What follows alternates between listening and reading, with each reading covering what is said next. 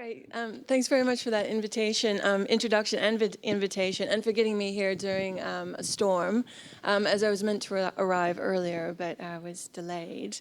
But it's really great to be in such good company, too. I've really enjoyed the presentations and films and so on, and I look forward to the music tonight.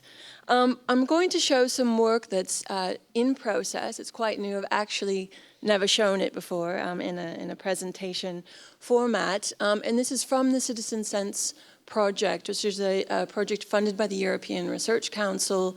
It's a collaborative project, and it's also participatory and practice-based. And I guess it will take up some of these questions about experimenting with democracy and with citizenship. And what the project investigates is the use of environmental sensing technology, often low-cost technology, to ostensibly enable citizens to become more engaged in environments. So I want to look at the ways in which that plays out across different scenarios that are really kind of real-world experiments, as it were. This work is also situated within a set of theoretical investigations, primarily also through the book program Earth that I've recently published last year with Minnesota. And just as a small secret, it's now available open access PDF. So if you want to save yourself $30 or so, feel free to download it on Minnesota's site. So in this text, I consider how sensors working in a sort of Whiteheadian, Stengerian, and also Simondonian framework concress along with environments to enable distinct sensing practices. So I look at how sensors, along with these practices, become environmental and how they unfold to enable things like smart cities. But this is not just a practice of spatializing technologies, since environments are not merely established backdrops against which the activities of humans and more than human entities unfold, but rather environments are involved in distinct processes of becoming and concressing along with entities. Environments are then the conditions in which particular entities may take hold. They ensure the success or lapsing of particular entities and further conditions for invention. So this is where I'm taking up the notion of invention and the possibility for thinking about how to invent citizens. Also drawing on what Sarah Watmore was saying earlier about distributed modes of political subjectivity, working also with Stengers. So this is a way to think about how dynamic and processual practices might take hold with sensors. I've done this work in part by looking at things like environmental science test beds, where sensors are put to work to understand problems like climate change, also looking at things like garbage patches and more. But in the latter third of Program Earth, I look especially at the smart city as a place in which citizens and technologies are circumscribed, imagined, and delineated in particular ways. So this work on urban sensing that I'm showing today is situated within this set of, you could say, technological developments, and also looking at a way to try to intervene in this space. And if you were to undertake even a notional inventory of sensors in many cities, you might find that there are a number of these technologies in place and in operation already. One might encounter sensors not just in the smartphones that many people carry, since there are upwards of 20 sensors in most smartphones, but also in every bit of urban infrastructure, as this Labellium diagram shows, which is a Spanish Internet of Things company. And a smart city is meant to join up structures, processes, mechanisms, and gadgets so that they function more efficiently as some well-timed machine. Various smart city developments put forward scenarios where the movements, timings, and circulations of bodies and systems will sync up more easily, where crowd control or shopping may be streamlined through apps and code and CCTV, where the city will operate as a real-time organism. And the citizen becomes another sort of sensor node within this in many of these scenarios. And this is a way in which I then want to trouble what this means to imagine what the citizen might do in these scenarios. This is from an MIT relatively early set of imaginings about how citizens might be able to collect air pollution data, and by virtue of doing that, get in touch with their regulators and have a kind of political effect. So much attention has been directed toward the ways in which digital technologies might activate distinct types of action and engagement, where by virtue of having information and being connected to a seemingly expansive, if hazy, community of fellow users, urban citizens can be better attuned to political projects. And this is very much bundled into much of the rhetoric of citizen sensing technologies. But I would suggest that there's much detail that is elided in this characterization of participation, since it assumes a rush to effective action that might never transpire. So I am instead suggesting that we attend more broadly to whom or what participatory practices gather together, what these relations or non-relations might be productive of, and what political contestations are bundled into these groupings. If much participatory literature has attended to the empowerment of individual or collective digital users, this analysis will instead consider how a user is only one figure, and not the only figure, within a wider infrastructural network of participatory politics and action. So while most digital participation focuses on the empowerment of individual users who together make up a collective or who exercise a selfness that reinforces notions of doing it yourself, here I want to move away from the idea of empowered individuals and even from action itself, since the assumption of making citizens and cities productive through optimized actions is so much a part of smart city and digital participation projects that to suspend action in particular is a way not only to ask the Stengerian question in relation to the idiot, what are we busy doing, but also to attend to the ways in which urban life might be characterized other than as the ceaseless unfolding of productive and often economically aligned individual activity. So I want to seg now into a discussion of the way that Citizen Sense Project has taken this up through testing, using, and putting sensing technologies to use. And the project began in 2013, so it's actually coming to its end. But we began by testing air pollution technologies. There's quite a lot of these around, and you'll probably know this being based in Amsterdam. There's been a lot of testing of these as well with the VAG and so on. And here we also developed a first stage of the work, which we called pollution sensing, which looked at the use of air quality monitors in northeastern Pennsylvania in relation to fracking. And I'm not going to talk about that work today, but if you want to see the first iteration of the work that we did, you can look on our website. But what we did is we adapted and reused the infrastructure from pollution sensing to put it to use in the context of urban sensing. So as part of this urban sensing work, we're taking up these problems of the smart city and the way in which citizens as sensors is narrated as a political project. And we're doing that right in our own backyards in New Cross and Deptford, where Goldsmiths is located, and New Cross and Deptford is just to the east of us. We're doing this in part because we are interested in the ways in which we might exceed the boundaries of the university, as it were, and engage with communities in which we're situated, and also because Deptford is changing so rapidly as a part of South London that it is now undergoing development.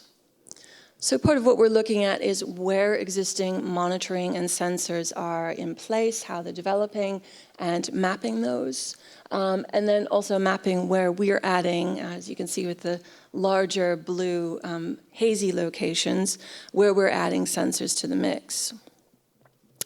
But it should be said that Deptford is not the first wave of regeneration. It's been a constantly changing fabric in a certain sense. It's a site of former industry, dockyards, a Royal Naval shipyard, and successive waves of regeneration that the community has organized around, or communities I should say, and attempted in various ways to contribute so that they could in some way have a voice to contest processes, to shape processes of development. And here you can see a document from the 1990s that was looking at the troubles of regeneration then and how to actually engage with the process. So that it was contributing to the habitability for people in that neighborhood. But development continues now at quite a rapid pace. It's a space that is perhaps still has a number of vacant and derelict lots, as you can see, that are now being not only made smart but smartened up in relation to development schemes, master plans, ad hoc and public-private initiatives. And within this, inevitably, housing is one of the key things that's being developed, which has led to much concern within the community that the industrial heritage is being lost, that London now has quite a limited number of spaces in which people can actually work and set up industries of their own, however you might think of industry. And it's become a kind of ceaseless wave of developing housing with the kind of perfunctory nod to the need to create affordable rent, but really it's not happening at any scale. So what is the effect of this construction while it's underway? Its environmental effect, its socio-economic political effect. How do these new developments impact on the air quality of the urban area? What are the ways in which new developments, the smart and the smartened up city, create new problems for residents, particularly in relation to housing and to the right to the city? How do residents and community organizations respond to development, for instance, either through forms of protests, and you see a fair number of these throughout Deptford, or by attempting to preserve and protect community spaces. This is the old tie mill garden, for which there's master plan under consideration from a developer, that's under consideration by Lewisham Council to create more housing and to remove a community green space. And the planning consideration has been temporarily paused while the community attempts to make more of a case for preserving some of this green space. And how do communities input into neighborhood plans and processes? So this is to kind of show the, in a way, the context in which these citizen sensing technologies are entering into the mix. So we're working with community groups for whom air pollution is really one of many concerns.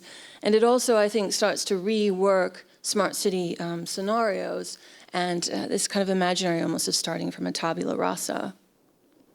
And at the same time, there are histories of local activism and so on of preserving green spaces during different waves of regeneration and development. And those are very much part of the community imaginary and part of the way that they're narrated and re-narrated as new development threatens to change the fabric. So these are spaces in which a city is less than a blank canvas for implementing digital designs and wiring up citizens, and more of an already sedimented and established set of processes and concerns where citizen sensing and sensors might operate.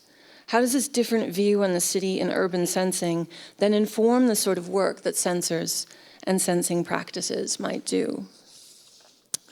So this is where we worked in this context, and we began with a set of workshops and walks at the Deptford Lounge Library there, where we have our devices available for checkout. But we wanted to look at how turning the smart city and the citizens it would invent and activate really on its head. Since citizens are already here engaging with urban issues, and air pollution data is not a direct line to governance and regulators, as much as a particular way of parsing concerns about the changing urban fabric, which becomes further entangled with a complex set of problems encountered by residents in South London. So it's in this context then that we developed a device, another air pollution sensing device called the Dustbox. And we were working with our infrastructure that we developed, but also opening it up to this wider set of concerns where there wasn't necessarily one pollution source that people were concerned about sensing, nor was there a kind of single campaign around how these might be used, but instead they were entering this kind of complex urban fabric where air pollution certainly is an issue in London, as I'm sure you know, but it might have different effects and be taken up in different ways. And the device that we made is it's based on what particulate matter 2.5, or basically small dust, looks like under an electron microscope, and PM2.5 is a particularly hazardous pollutant, and there actually isn't that much monitoring infrastructure for it in London. So we made up these devices with particulate matter 2.5 sensors and the shape based on PM 2.5, 3D printed in ceramic. So we were interested to understand how a sensing device, such as the Dustbox, might generate a possibly different set of engagements in an urban setting where, of course, there's a clear air pollution problem, but not necessarily a single source, and it's one of many problems that people are concerned with and that they're attempting to address. What work does this air pollution sensor do in these differently distributed urban environments? So just to quickly run through the process of setup, undertaking calibration of the device, doing this at the Marylebone Urban Atmospheric Observatory run by the London Air Quality Network along with DEFRA. So we worked with Benjamin Barrett and Khadija Jabin, who helped us calibrate the devices so that we could have just good enough data is the phrase that we've used before. Basically indicative monitoring, not at a regulatory standard, but data that could be read in comparison to the London Air Quality Network. And this process then ran in parallel to workshops and walks as we were getting going, working with the community and distributing devices, basically, which we held a workshop and walk in October 2016. And the reason also we were interested to work in Deptford is because there have been a number of monitoring projects in the area.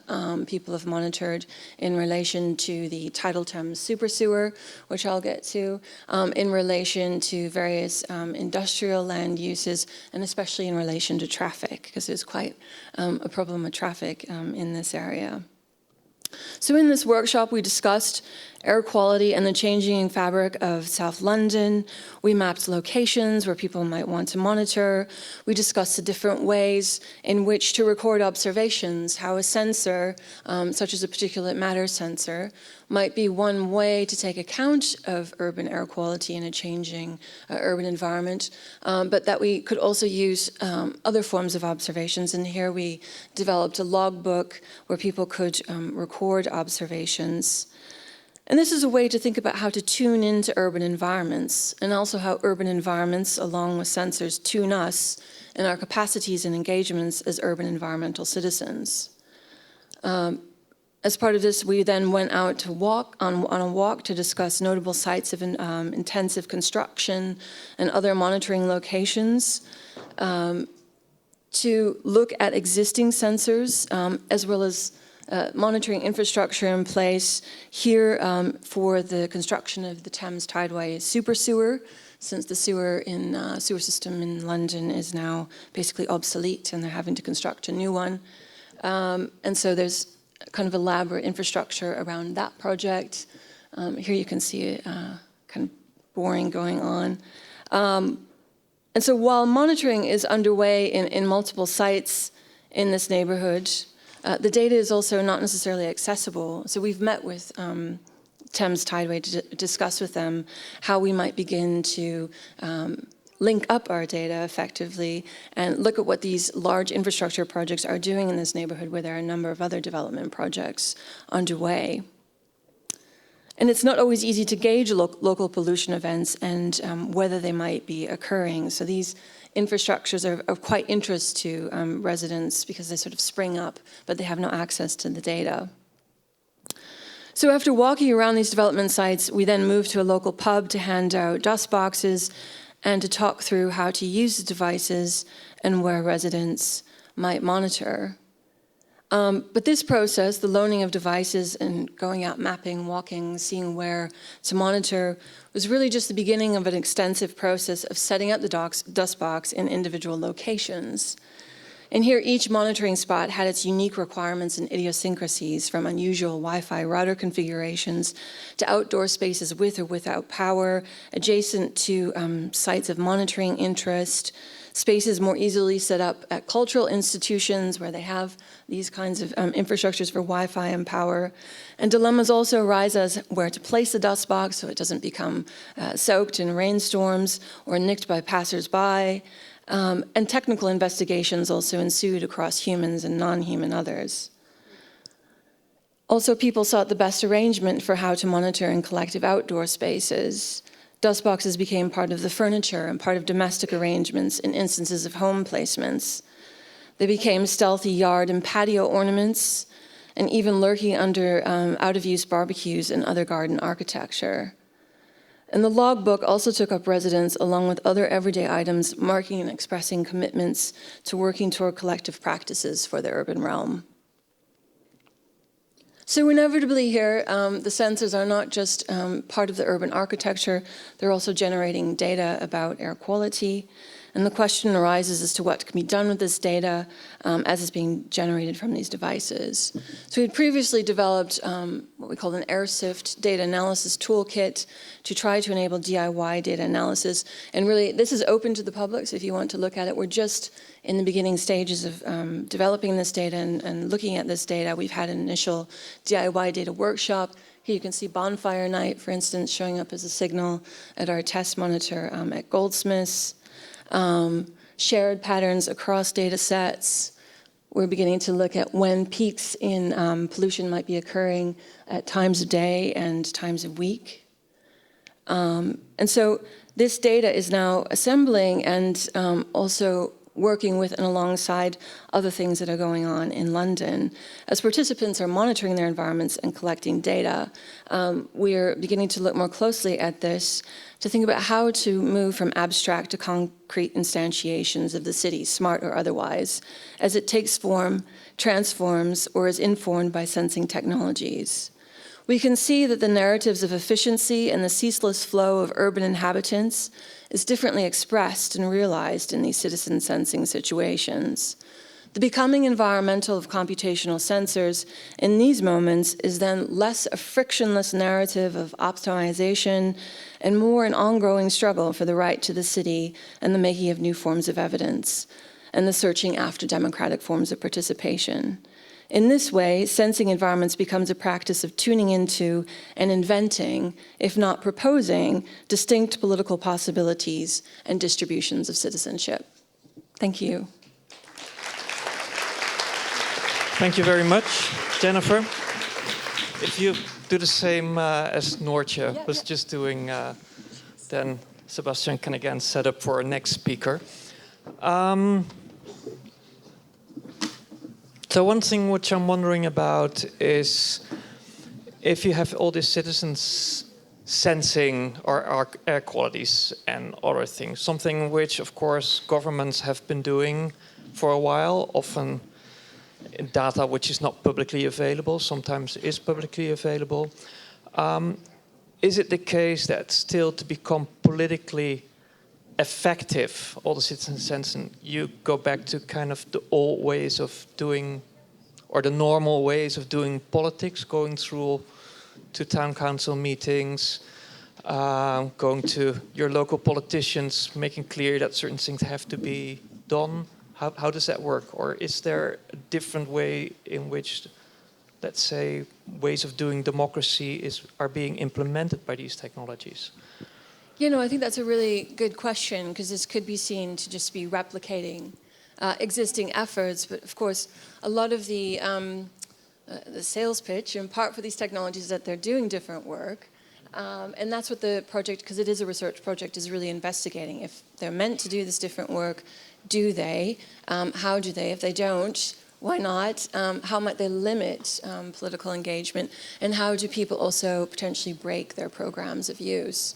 And so while this work is very much still underway, and I wouldn't want to make conclusive statements about what this particular project area is doing, certainly within the pollution sensing work that we've done, we found that these ways of collecting data really didn't follow this linear data to action script, despite people's real desires that it would, too, because there was really high stakes with a fracking context. But it did open up and proliferate a whole different set of engagements that didn't preclude engagement with regulators. And that was a very important part of it. But we had to, in a way, invent those conversations with regulators, because they were beginning to be inundated with citizen data and they didn't know what to do with it. And so their first sort of instinct, as it were, was to say this is not regulatory standard data. But as they were more and more sort of becoming accustomed to having these conversations, they began to look at what the data might do, how that might allow them to do follow-up studies, how it might give rise to different conversations. So I don't think it's entirely replicating existing efforts because it's different kind of data as well. It's indicative data rather than regulatory data. I also don't think it's necessarily a kind of salvation narrative as it's sort of sold in the technologies and the kind of IoT world. But I do think by looking at how to break these programs of use, there are possibilities through this kind of practice-based participatory set of investigations to complexify and to open up an experiment with, to have these inventive apparatuses, as we heard throughout. So I feel like this is a kind of good context to be exploring these questions. Yeah, thank you. Is there a short question from the audience there? Is there?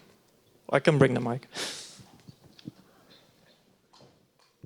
Thank you for the talk. You started to answer it, but I wanted to ask more about, do you think while developing this model of citizen data collection, we should also think about how to push this data for social change? You started to answer about the topic that is not always implemented or accepted by the government or the authorities or the power, but do you see like a certain model of, while developing the methods of data collection, also developing of way to push this to create change?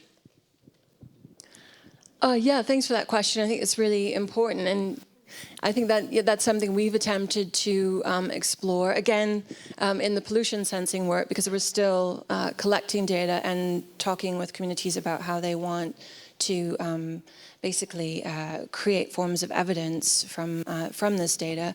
But in the pollution sensing work, what we did from the AirSift DIY data analysis tool that we made adapting open source software from atmospheric science is then generate data stories that we worked with participants to write, drawing on their observations. So it wasn't just sensor-based data, and then putting those together in a kind of online format that we distributed to regulators, the press, and so on. So I do think there are ways to begin to look at how to develop different imaginings, storyings of, and working stories quite a lot through Helen Varen's presentation, but also through Fabrizio Terranova's screening on Haraway, which is really kind of brilliant investigation there, where Haraway is talking about stories, the need for other stories, and how we're at a moment, really, if we're begin to take earthly survival seriously, we really do need to be creating these other stories. So those are online if you want to look for them, data stories. Thank you. Cheers, thanks for that.